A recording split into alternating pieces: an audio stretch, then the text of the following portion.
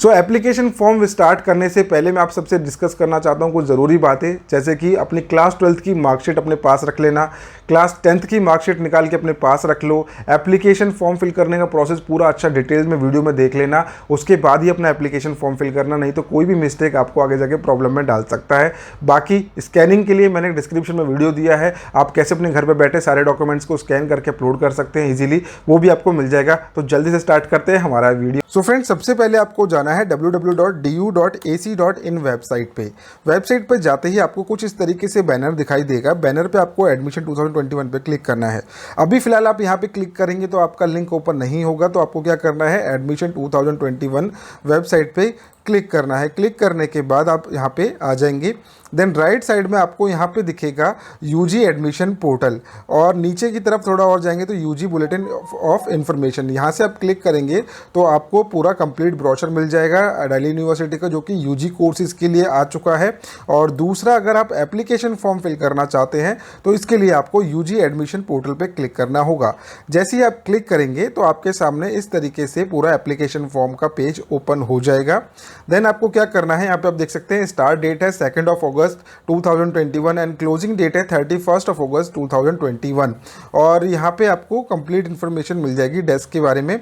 और अब हम अपना एप्लीकेशन फॉर्म फिल स्टार्ट करना शुरू करते हैं। तो अब यहाँ पे देखेंगे रजिस्टर्ड यूजर लॉगिन आ जाएगा, और इसके बाद जब आपको अपना एडमिट कार्ड बाद में डाउनलोड करना होगा तो आपको यहीं से करना होता है। आपको न्यू रजिस्ट्रेशन पे क्लिक करना है। न्यू रजिस्ट्रेशन पे जाने के बाद आप यहाँ पे आपसे डिटेल मांगी जा रही है, और इससे पहले इंपॉर्टेंट इंस्ट्रक्शन में क्या लिखा हुआ है कि क्लास 12th की आपके पास बोर्ड की मार्कशीट होनी चाहिए, उसकी डिटेल्स आपके पास डालनी है। रजिस्टर्ड ईमेल एड्रेस होना चाहिए।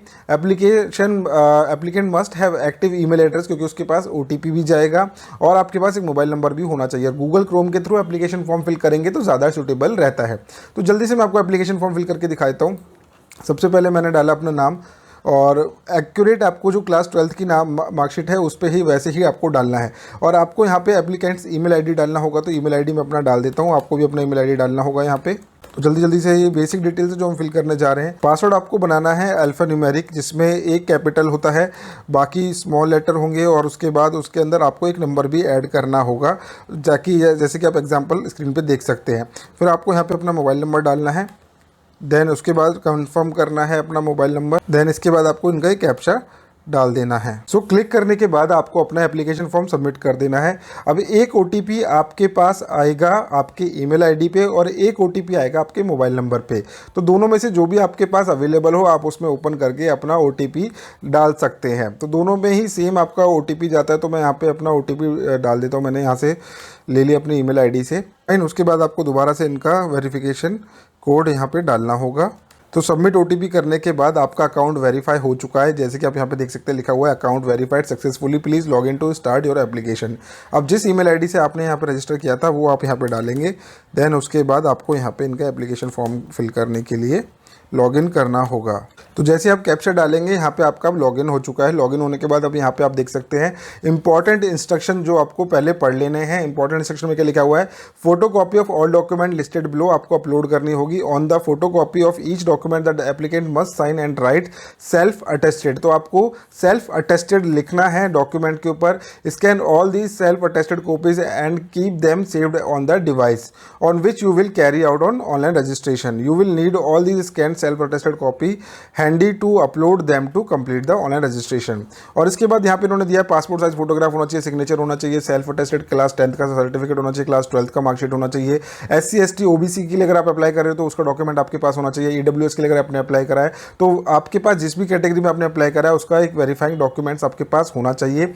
Self attested copies of medical certificate from government hospital, primary health centre, highest, और ये सब सर्टिफिकेट भी मतलब BSc फिजिकल एजुकेशन वालों के लिए मेडिकल सर्टिफिकेट इन्होंने मांगा है। इसके बाद आपको यहाँ से इनको कंफर्म पे क्लिक करना है। कंफर्म करने के बाद सबमिट पे आपको सिंपली क्लिक कर देना होगा।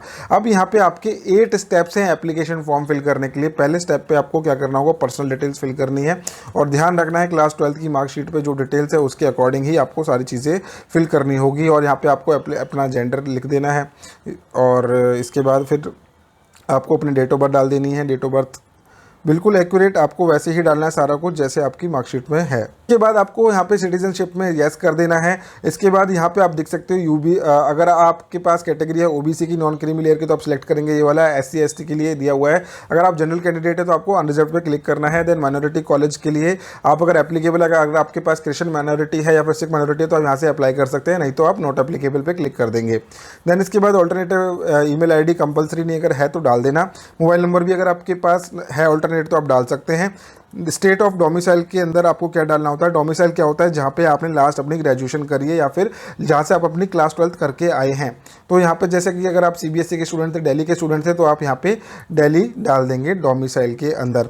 और फैमिली डिटेल्स के अंदर आपको यहाँ पे अपने मम्मा का नाम डालना है। मदर्स ऑक्यूपेशन के अंदर आप इनकी ऑक्यूपेशन लिख देंगे जो भी आपको सूटेबल लगता है। इसके बाद आप मदर ऑफिस एड्रेस डाल सकते हैं, उनका मोबाइल नंबर डाल सकते हैं, नहीं तो आप डायरेक्टली अपने फादर के नेम को यहाँ पे डाल देंगे। तो मैं यहाँ पे फादर के नेम में फादर डाल देता हूँ। उनके बाद आप उनका ऑक्यूपेशन लिख देंगे और जहाँ पे भी वो वर्क करते हैं उनका ऑफिशियल एड्रेस आप यहाँ पे डाल देंगे। फाइन। तो इसके बाद हम आगे बढ़ते हैं वार्ड कोटा ऑफ डिटेल्स। तो उसके बाद आपको करना है कि अगर आपके पास दिल्ली यूनिवर्सिटी का वार्ड कोटा है तो आप यहाँ पे कर देंगे यस, नहीं तो मैं नॉट एप्लीकेबल पे क्लिक कर रहा हूँ।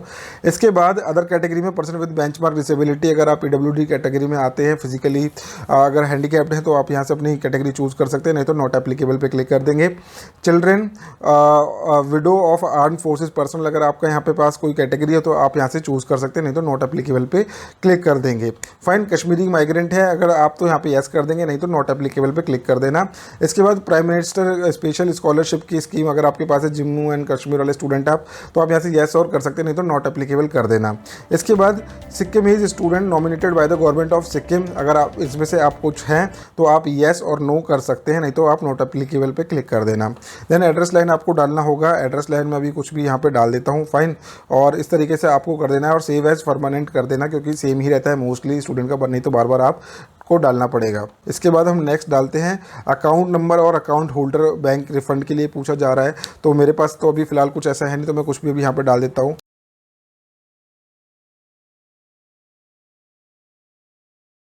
आपके जो सुटेबल है वो आप इसमें फिल कर देना। फाइन। मैंने अपनी बैंक डिटेल्स डाल दी है। इसके बाद आप आ जाओगे डायरेक्टली रिव्यू के लिए। आप एक बार इसको रिव्यू कर लेना। अगर आपसे कहीं पे भी लगता है स्टेज पे मिस्टेक हुई है तो आप इसको एडिट कर लेना, नहीं तो बाद में आपको करेक्शन के लिए फिर प्रॉब्लम आ जाती है। फिर आप यहाँ से हम नेक्स्ट पे क्लिक करेंगे। नेक्स्ट पे जाने के बाद आपसे यहाँ पे अब पूछा जा रहा है आपके एकेडमिक डिटेल्स के बारे में। तो ये बहुत इंपॉर्टेंट पॉइंट होता है किसी भी एप्लीकेशन फॉर्म का। वो सारी बेसिक डिटेल्स थी। अभी हम जो फिल करने जा रहे हैं एकेडमिक्स डिटेल्स के बारे में बात करेंगे। तो बोर्ड ऑफ एजुकेशन में आप यहाँ से डाल सकते हैं central board of secondary education CBSE। ठीक है।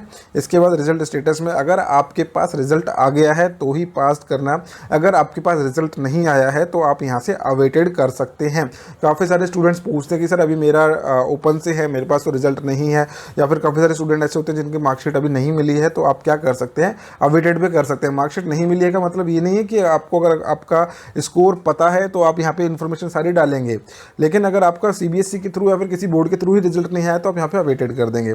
फाइन। तो मैं यहाँ पे अब इसको पास कर देता हूँ, क्योंकि मेरे पास 12th का रिजल्ट आ चुका होगा, आप लोगों के पास भी आ चुका होगा। ईयर ऑफ पासिंग मैं यहाँ से 21 कर देता हूँ। अगर आप ड्रॉप आउट स्टूडेंट है तो 20 कर सकते हैं, या फिर जो भी आपका पासिंग ईयर रहा है वो आप यहाँ से इन्फॉर्मेशन फिल कर सकते हैं। अब यहाँ से आपको क्या करना होगा, अपनी मार्कशीट साइड में रखनी है और उसमें देख के सारी डिटेल्स इसके अंदर फिल कर देनी है। जैसे कि मैं पहले एक सब्जेक्ट कोई भी उठा लूंगा उसके अंदर से। अब जैसे मैंने यहाँ पे सब्जेक्ट चूज करा अपना इंग्लिश का, ठीक है, इंग्लिश मैंने ले लिया यहाँ से कोर अपना, और उसमें मेरा टोटल मार्क्स था 100 क्वेश्चन का, जिसके अंदर मैंने 89 सब्जेक्ट आए हैं मेरे। लेट सपोज मेरे 12th के अंदर 89 मार्क्स आए हैं, और मैक्सिमम यहाँ पे दिया हुआ प्रैक्टिकल और यहाँ पे दिया हुआ मार्क्स ऑब्टेन इन प्रैक्टिकल। तो आपको क्या करना होगा, यहाँ पे आप बोलता है कि भाई कैन नॉट बी ब्लैंक, तो यहाँ पे आप 00 डाल देना। नेक्स्ट आप उसमें 00 डाल देना। ठीक है। और इसके बाद फिर आपका दूसरा सब्जेक्ट होगा हिंदी का, या फिर किसी भी उसमें आपका सब्जेक्ट होगा मार्कशीट के अंदर, उसमें आपको यहाँ पे मैक्सिमम मार्क्स 100 करना है। फिर यहाँ पे आपको जो मार्क्स मिले हैं वो डाल देना, और यहाँ पे अगेन आप 00 कर देना। फाइन। इसके बाद आपका कोई सब्जेक्ट रहा होगा, जैसे कि कंप्यूटर साइंस में बोलता हूँ, कंप्यूटर साइंस आपके पास है, और थ्योरी का जो भी आपका टोटल मार्क्स है, लेट सपोज 60 है और उसमें से आपको 32 मिला है। आपकी मार्कशीट में पूरे डिटेल में मेंशन होता है कि भाई प्रैक्टिकल में कितना मिला है और थ्योरी में कितना मिला है। इस तरीके से आप कर देंगे। और प्रैक्टिकल का लेट सपोज आपका मैक्सिमम मार्क्स था 40 और उसमें आपको 20 मिले हैं, तो इस तरीके से वो आपके सब्जेक्ट यहाँ पे कैलकुलेट करके ऑटोमेटिकली आ जाएंगे कि आपके 32 और 20 52 यहाँ पे बन रहे हैं। इस तरीके से मैंने लिखा है। 62 में से आपके आए होंगे 42, तो यहाँ पे इस तरीके से यहाँ पे अपना चेंज हो जाएगा। ठीक है, तो इस तरीके से आपको प्रैक्टिकल और थ्योरी के मार्क्स डालने हैं। अगर आपके पास प्रैक्टिकल नहीं था तो उसके अंदर 0-0 आप कर देना। फाइन। तो सब्जेक्ट्स आपको इस तरीके से लेने हैं। मैं एक सब्जेक्ट और ले लेता हूँ। जो भी सब्जेक्ट आपके मार्कशीट में लिखे हुए हैं एज इट इज आपको यहाँ पे सारे मेंशन कर देने हैं। इसके बाद आपको यहाँ पे अपने स्कूल का नाम मेंशन कर देना है। जैसे कि मैं अभी कुछ भी नाम यहाँ पे लिख देता हूँ। टाइप ऑफ स्कूल आपको डाल देना है, गवर्नमेंट था या फिर गवर्नमेंट एडेड था, प्राइवेट था, तो मैं यहाँ पे गवर्नमेंट डाल देता हूँ। स्कूल लोकेशन आप डाल सकते हैं एनसीटी या फिर अदर, कि आप दिल्ली के स्कूल के हो या फिर आउटसाइड दिल्ली, तो मैं यहाँ पे दिल्ली कर देता हूँ। मीडियम ऑफ स्टडी आपने इंग्लिश में करा है, हिंदी में करा है, फिर अदर में करा है, तो मैं यहाँ पे इंग्लिश कर देता हूँ। Hindi language studies up to, आपने हिंदी कब तक पढ़ी थी, तो मेरे पास मैं लिख देता हूँ भाई क्लास 12 तक मेरे पास हिंदी थी। अगर आपके पास नहीं थी तो आप यहाँ पे मेंशन कर देना।